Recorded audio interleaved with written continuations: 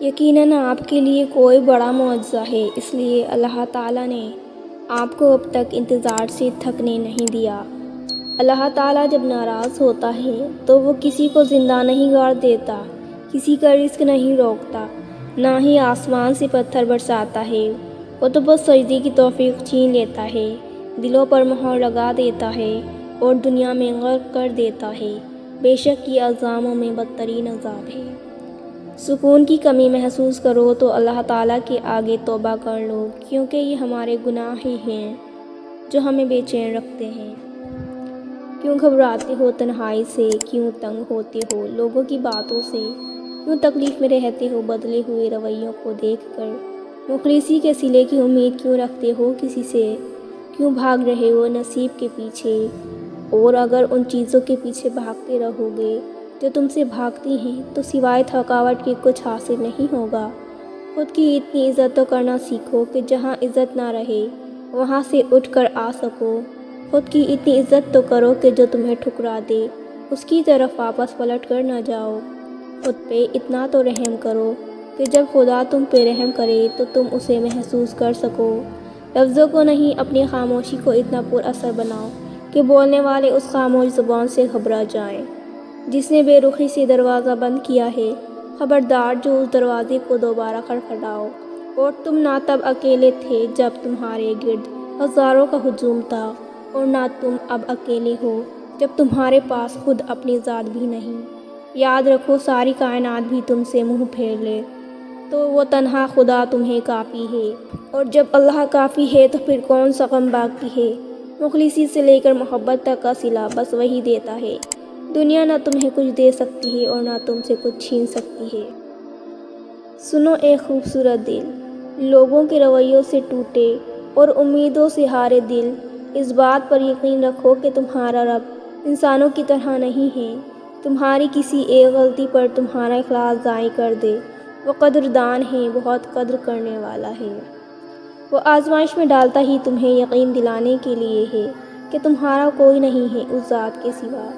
وہی ہوتا ہے جب کوئی نہیں ہوتا، وہی سنتا ہے جب کوئی نہیں سنتا۔ وہ معجزے جن کے انتظار میں تم ہو، وہ تو تم سے بھی زیادہ بے تابی سے تمہارے انتظار میں ہیں۔ راستے بنا دیے گئے ہیں، تمہاری تمام تر دعائیں سنی جا چکی ہیں، صبر کا سنہرا صلہ بھی لکھا جا چکا ہے۔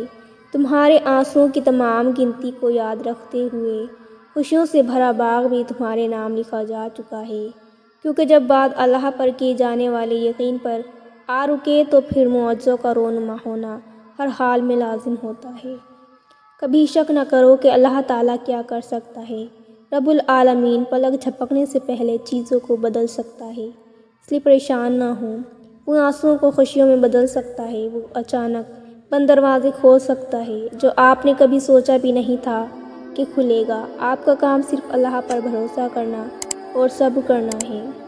سنو، صبر کا دامن کبھی نہ چھوڑنا۔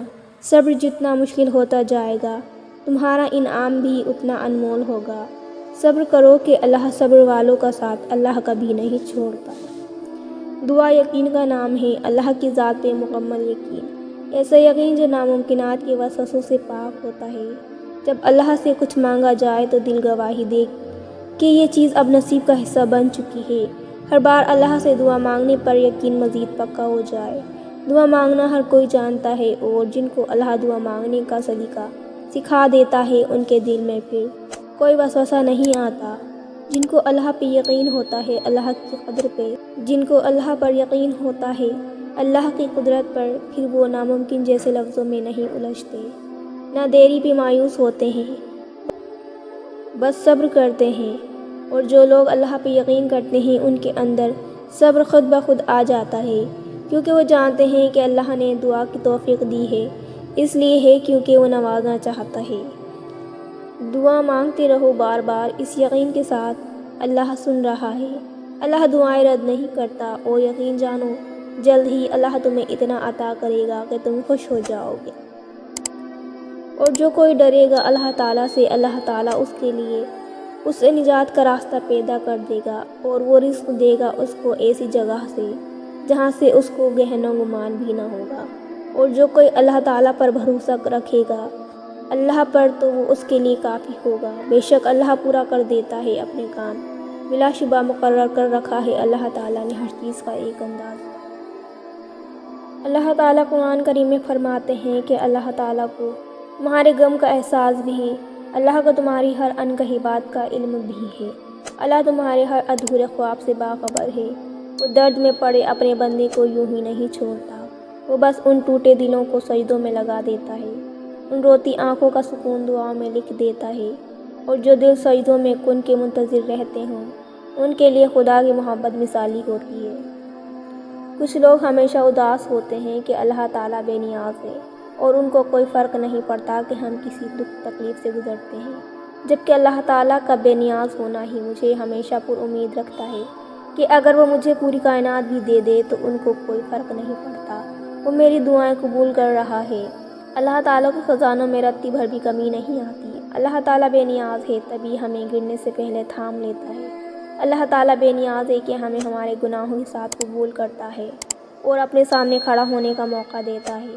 ہم تھک جائیں تو جائے نماز پر ہی سر رکھ کر اللہ تعالیٰ سے سرگوشیاں کر لیتے ہیں اور وہ خاموش رہ کر بھی ہمیں پرسکون کر دیتے ہیں، ہمارے سارے غم ہم سے لے لیتے ہیں۔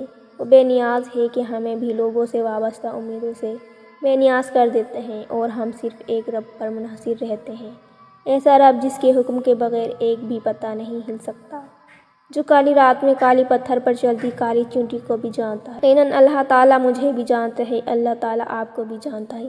یقیناً اللہ تعالیٰ بے نیاز ہے تبھی ہمیں نوازا جاتا ہے۔ اداس کیوں ہو، مدد کی آس میں ہو، آنکھوں کے سامنے کل کائنات بکھرتی ہوئی نظر آ رہی ہے، کہیں سے روشنی کی امید نہیں رہی، تو یاد رکھو کہ تمہارے حالات کتنے ہی برے کیوں نہ ہو جائیں، تمہاری ایک دعا تبھی تمہاری پوری زندگی بدل سکتی ہے۔ نصیب میں بھی اتنی طاقت نہیں جتنی تمہاری دعاؤں میں ہے،